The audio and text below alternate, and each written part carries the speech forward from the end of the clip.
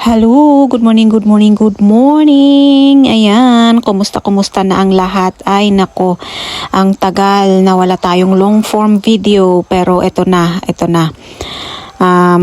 Kahit na ongoing ang online KMME class ko from DTI, magbi-video na rin ako kasi naka-break kami. O ayan. So siya, ayan. Naka-break kami kaya magbi-video na ako.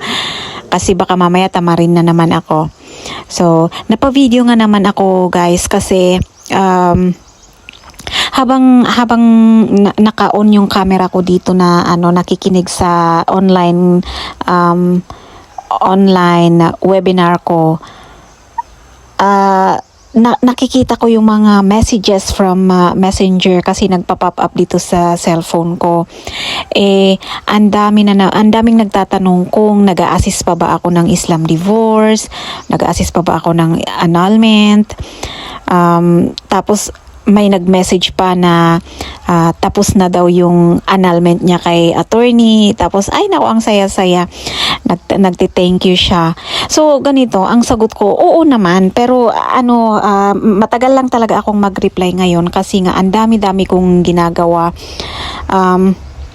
Katulad ngayon, sunod-sunod ang webinar ko tapos sumasabay pa yung mga documents ng lupa kasi nga 'di ba na nasa real estate na rin tayo. May humihingi ng mga ganito survey plan. Yun. Mas madaling ibenta kasi ang isang real property or lupa kung may survey na, yung survey plan na kahit na tax deck lang yan o kaya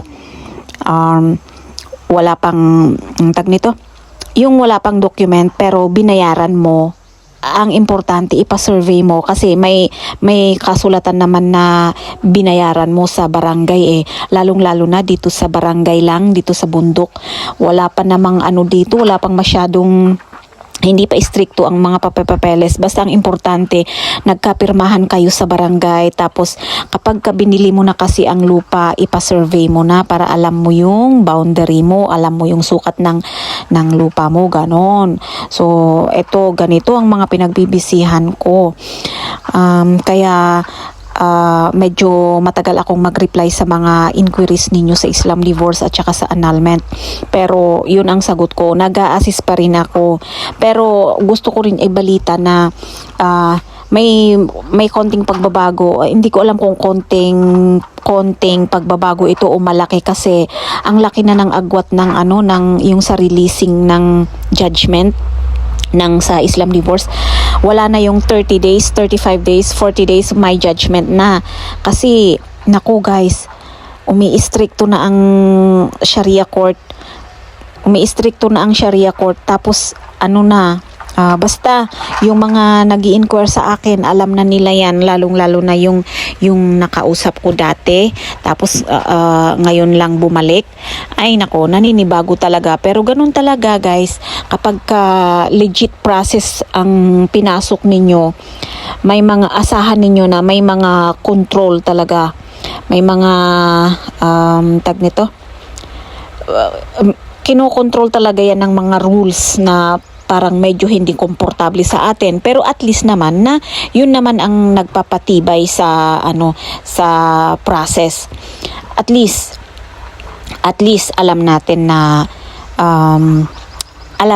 na legal or legit kasi nga iniimposan na tayo ng rules kung hindi tayo ini-imposean, kung ayaw nating sumunod sa rules ng korte, di malamang katulad din natin yung mga nang denggoy sa inyo dyan. Nakakasawa man sabihin pero hanggang ngayon talaga walang tigil yung mga nagchat sa akin na na-scam sila, naloko sila. Ay nako. Kaya guys, tiyagain nyo na lang kung matagal akong mag-reply, ganun talaga. Ang importante, magre-reply ako. Yun. Ay nako, may dumadaan na truck dito sa likod ko. Magde-deliver ng mga materyales.